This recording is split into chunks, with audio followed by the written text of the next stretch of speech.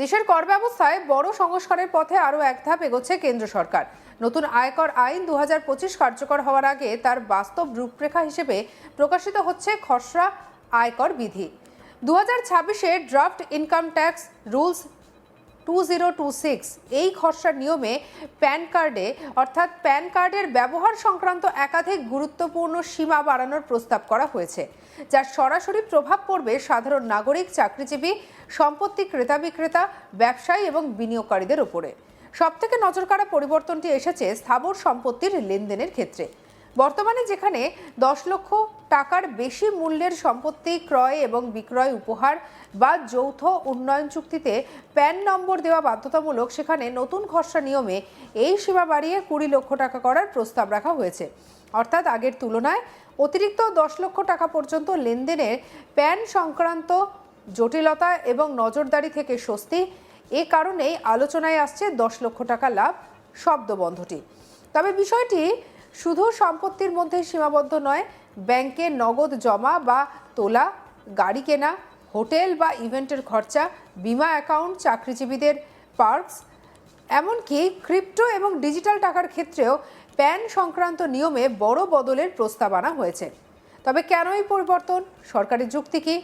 অর্থমন্ত্রক এবং সিবিডিটি এর সূত্র অনুযায়ী এই সংস্কারের মূল লক্ষ্য হচ্ছে তিনটি: ক্রমবর্ধমান মুদ্রাস্ফীতির সঙ্গে নিয়মকে সামঞ্জস্যপূর্ণ করা, অপ্রয়োজনীয় এবং অতি ক্ষুদ্র তথ্য সংগ্রহ কমিয়ে শুধুমাত্র রিলেভেন্ট ইনফরমেশন সংগ্রহ, প্রযুক্তি নির্ভর রিপোর্টিং ব্যবস্থার উপরে বিশেষ ভরসা করা। সরকারি ব্যাখ্যায় বলা হয়েছে, বহু প্যান সীমা বহু বছর আগে নির্ধারিত হয়েছিল। গত 1-1.5 দশকে সম্পত্তির দাম, পরিষেবার খরচা এবং জীবনযাত্রার ব্যয় বহুগুণ বেড়েছে, কিন্তু প্যান সংক্রান্ত সীমা সেই অনুপাতে আপডেট হয়নি। ফলে সাধারণ লেনদেনও অযথা কর নজরদারি ও কাগজপত্রে ঝামেলা তৈরি হচ্ছিল।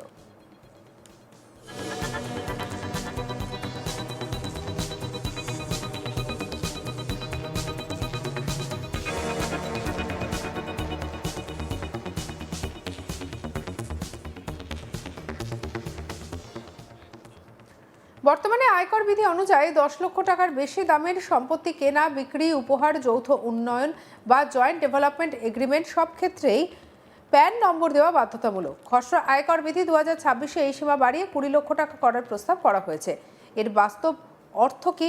ধরা যাক কেউ 15 লক্ষ টাকায় একটি ছোট প্লট বা পুরনো বাড়ি কিনেছেন, বা পারিবারিক সূত্রে 12 থেকে 18 লক্ষ টাকার সম্পত্তি উপহার পাচ্ছেন। পুরনো নিয়মে প্যান বাধ্যতামূলক, রিপোর্টিং, ট্র্যাকিং, বাড়তি নজরদারি ছিল। কিন্তু প্রস্তাব কার্যকর হলে 20 লক্ষ টাকার নিচে হলে প্যান সংক্রান্ত বাধ্যবাধকতা নেই। আর এখানেই আসছে 10 লক্ষ টাকা লাভের হিসাব। অর্থাৎ আগের তুলনায় অতিরিক্ত 10 লক্ষ টাকার লেনদেন পর্যন্ত প্যান সীমার বাইরে, যা মধ্যবিত্ত এবং নিম্ন মধ্যবিত্ত সম্পত্তি ক্রেতাদের জন্য বড় স্বস্তি। খসড়া নিয়ম অনুযায়ী একটি অর্থবর্ষে একজন ব্যক্তির এক বা একাধিক ব্যাংক অ্যাকাউন্টে মোট নগদ জমা বা তোলা 10 লক্ষ টাকা বা তার বেশি হলে প্যান দেওয়া বাধ্যতামূলক হবে। বর্তমানে একদিনে 50,000 টাকার বেশি নগদ জমা হলেই প্যান লাগত।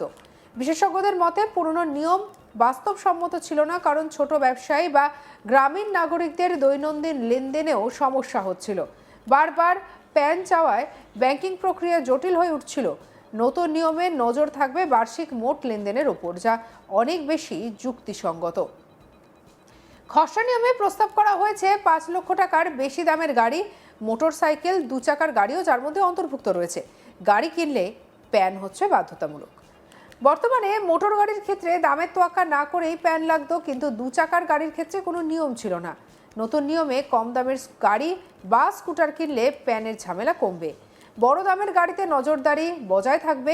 খসড়া আয়কর বিধি অনুযায়ী হোটেল বা রেস্তোরাঁর bill, convention centre, banquet hall, event management পরিষেবায় 1 লক্ষ টাকার বেশি খরচা হলে প্যান বাধ্যতামূলক করা হয়েছে। বর্তমানে এই সীমা ছিল 50,000 টাকা। এর ফলে বড় বিয়ে বা কর্পোরেট ইভেন্টে নজরদারি থাকবে। মাঝারি খরচে পারিবারিক অনুষ্ঠানে বাড়তি জটিলতা কমবে। খসড়া নিয়মে প্রস্তাব করা হয়েছে বিমা সংস্থার সঙ্গে অ্যাকাউন্ট বেসড রিলেশনশিপ শুরু করলেই প্যান বাধ্যতামূলক। বর্তমানে বছরে 50,000 টাকার বেশি প্রিমিয়াম দিলেই প্যান লাগতো। সরকারি চুক্তি বিমা খাতে দীর্ঘমেয়াদী অর্থ প্রবাহ থাকে, তাই শুরু থেকেই গ্রাহকের পরিচয় স্পষ্ট থাকা জরুরি। চাকরিজীবীদের জন্য সুখবর, পার্কসের সীমা বাড়ানো হয়েছে। খসড়া নিয়মে চাকরিজীবীদের জন্য বেশ কিছু বাস্তবসম্মত পরিবর্তন আনা হয়েছে। ফ্রি খাবার, করমুক্ত পার্কস, যার মূল্য প্রতি মিল 200 টাকা। অফিসিয়াল গাড়ির ক্ষেত্রে ইঞ্জিন 1.6 লিটারের নিচের ক্ষেত্রে প্রতি মাসে 8,000 টাকা এবং তার বেশি হলে 10,000 টাকা প্রতি মাসে লাগবে। এর ফলে বহু চাকরিজীবীর করযোগ্য আয় কমতে পারে।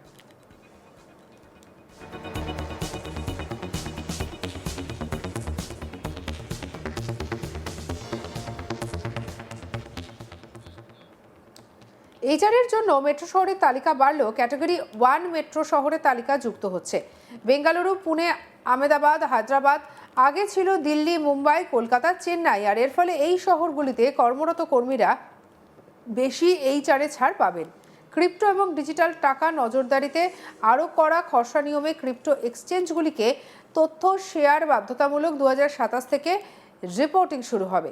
নতুন প্যান নিয়মের মূল দর্শন একটাই, বড় লেনদেনে নজর, ছোট এবং মধ্যম লেনদেনে স্বস্তি। বিশেষ করে সম্পত্তির ক্ষেত্রে প্যান সীমা 20 লক্ষ টাকা হলে লক্ষ লক্ষ মধ্যবিত্ত পরিবার বাস্তবে উপকৃত হবে। তাই 10 লক্ষ টাকা লাভ হবে কথাটি কোনো নগদ প্রাপ্তির প্রতিশ্রুতি নয়, বরং নিয়মের শিথিলতায় পাওয়া আর্থিক এবং প্রশাসনিক সুবিধার প্রতীক। তবে মনে রাখতে হবে, এগুলি এখনও খসড়া। চূড়ান্ত নিয়ম ঘোষণার পরই প্রকৃত চিত্র স্পষ্ট হবে।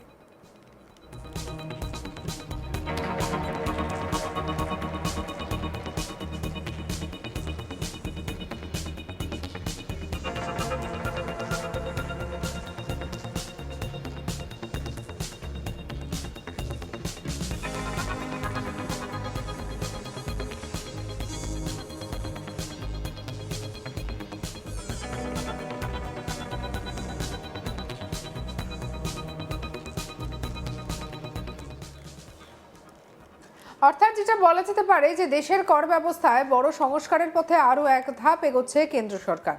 নতুন আয়কর আইন 2025 কার্যকর হওয়ার আগে তার বাস্তব রূপরেখা হিসেবে প্রকাশিত হয়েছে খসড়া আয়কর বিধি 2026, ড্রাফট ইনকাম ট্যাক্স রুল 2026। এই খসড়া নিয়মে প্যান কার্ডের ব্যবহার সংক্রান্ত একাধিক গুরুত্বপূর্ণ সীমা বাড়ানোর প্রস্তাব করা হয়েছে, যার সরাসরি প্রভাব পড়বে সাধারণ নাগরিক, চাকরিজীবী, সম্পত্তি ক্রেতা বিক্রেতা, ব্যবসায়ী এবং বিনিয়োগকারীদের উপরে। সবথেকে নজরকাড়া পরিবর্তনটি এসেছে স্থাবর সম্পত্তির লেনদেনের ক্ষেত্রে। বর্তমানে যেখানে 10 লক্ষ টাকার বেশি মূল্য সম্পত্তি ক্রয় বিক্রয়, উপহার বা যৌথ উন্নয়ন চুক্তিতে প্যান নম্বর দেওয়া বাধ্যতামূলক, সেখানে নতুন খসড়া নিয়মে এই সীমা বাড়িয়ে 20 লক্ষ টাকা করার প্রস্তাব রাখা হয়েছে। অর্থাৎ আগের তুলনায় অতিরিক্ত 10 লক্ষ টাকা পর্যন্ত লেনদেন। প্যান সংক্রান্ত জটিলতা এবং নজরদারি থেকে স্বস্তি। এই কারণে আলোচনায় আসছে 10 লক্ষ টাকা লাভ শব্দবন্ধটি। সঙ্গে রাখুন আজ তাক বাংলার ইউটিউব চ্যানেলকে লাইক, কমেন্ট, শেয়ার, সাবস্ক্রাইব করতে ভুলবেন না।